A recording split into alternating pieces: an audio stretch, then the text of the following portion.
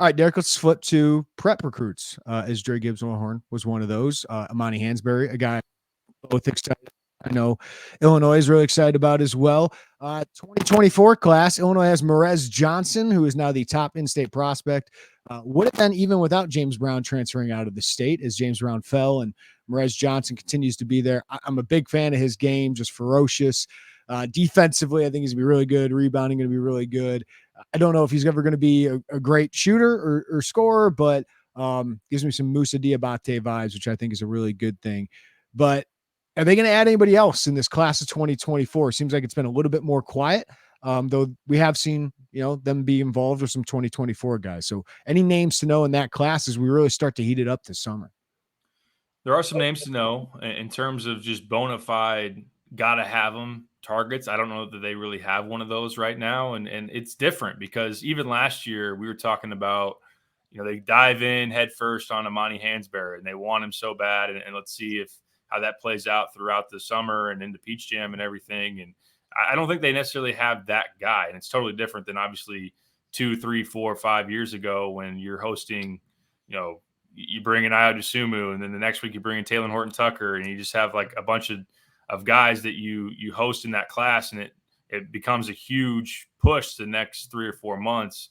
Because as you look at it, I think on one end of the spectrum, you're going to have a lot of spots open up. I mean, you're going to lose Terrence and Coleman and Damask and Guerrier and Harmon, and then maybe somebody transfers. I mean, every offseason they've had at least multiple guys transfer, so that could happen.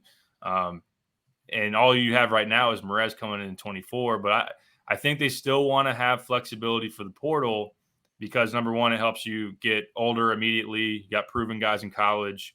And the COVID year is still one more cycle of those guys that were playing as freshmen. You think about Coleman as a senior this year. He was a freshman the year of 2021. That was the COVID year, the free year.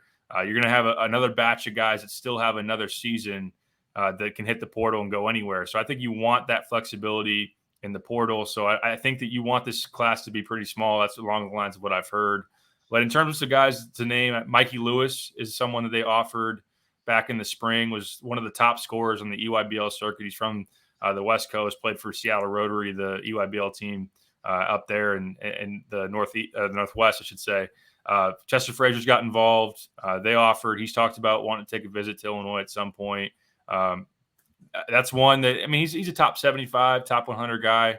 He's pretty good scorer, combo guard. I think that's an area that you kind of look for with him. Another name, Larry Johnson, is one they just offered. Larry Johnson is obviously not the rim rocking guy from the Charlotte Hornets back in the day. Charlotte Hornets starter jacket shout out. But who's on that team? You got Muggsy, you got Jamal Mashburn, Larry Johnson, Kendall Gill. Yeah. Vlade was on that team, but that was after the Kobe trade. So that was after those guys. So never mind. Alonzo Mourning. Yeah. Yeah. It's a fun team, man. It was a fun team. But yeah, Larry Johnson, fun player, one of the top standouts at the Pangos All-American camp recently. A lefty that's good athlete, can score it. He's from out on the West Coast. Illinois just got him in the mix there. They just got him in the mix for Jackson McAndrew, who's a 6'8", 6'9", skilled forward out of Minnesota. He's taken recent officials to Xavier, and I think he's going to Creighton as well. So I want to also mention another name, Michael Robinson. He's 6'6", plays for Oak Hill Academy, plays AAU down in Texas. That's where he lives. But he's taken an official to TCU. He told me earlier this week that he's looking to visit Illinois among some other schools as well. Chester in on that. Chester's really working hard in 24. He's on a lot of these guys. So I think that as you just look at it from a need standpoint, I think a skilled forward type of big guy to go with Amani and Merez would be, and Dane would be a fit because you have some physicality there. You got some rebounding and all of that, but you lack some shooting in that front court. I think that's something that with a guy like McAndrew that they might look at. And then on the wing where you're going to lose Terrence, you'll lose Damask. If you want to consider Guerrier in that kind of 3-4 mix, really outside. I mean, and you only got one more year to Luke Goody too. You could use a big guard or a wing that could come in and especially shoot it. I know that Chester had a tweet about net strippers that he had to clarify just in case anybody got confused. But they want shooting for sure. I think anybody that knows basketball knew what he was talking about, but it was a funny comment. All right, Derek.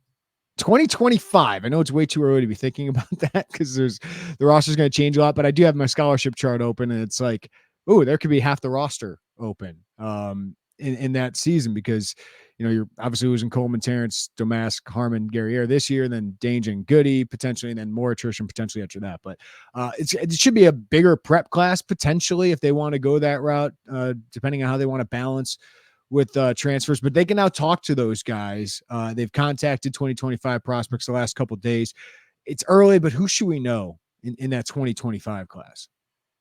I think the names that a lot of people know, Jeremiah Fears. That's one. Yesterday, he tweeted about taking an unofficial visit to Illinois next week. Illinois was one of many schools to reach out to him. He's a very talented guard that can shoot it. Different than his brother Jeremy, in that Jeremy more of a tough, strong, bully ball type of point guard that's athletic and bouncy. Jeremiah more slender, not as explosive, but can really shoot it. Illinois going to be in the mix there. It's going to be interesting as it boils down. What happened to the late in the recruitment with Jeremy? Will that affect things with Jeremiah, and that Illinois kind of pulled back? It seemed like things were trending their way. He ends up going to Michigan State. But he's a talented guy out of Joliet that's now playing Sunrise Christian.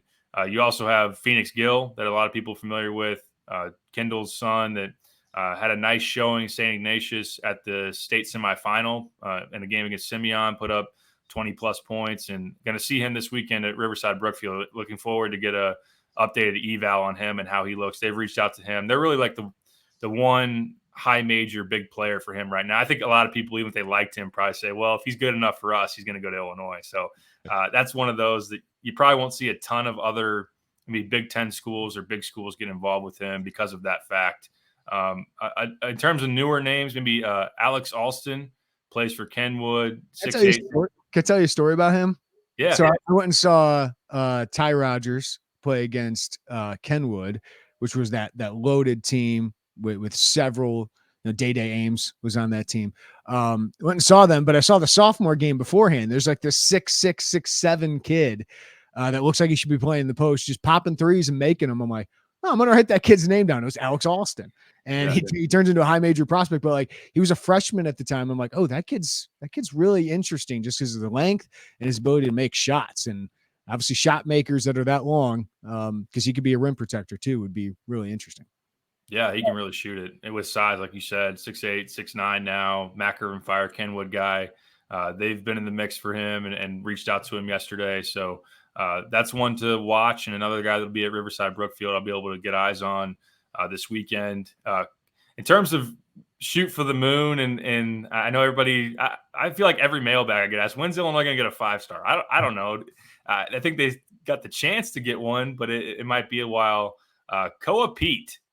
He's a guy that his dad, I forget his first name, but he's from Champaign, went to Champaign Central, played football at Northern Illinois.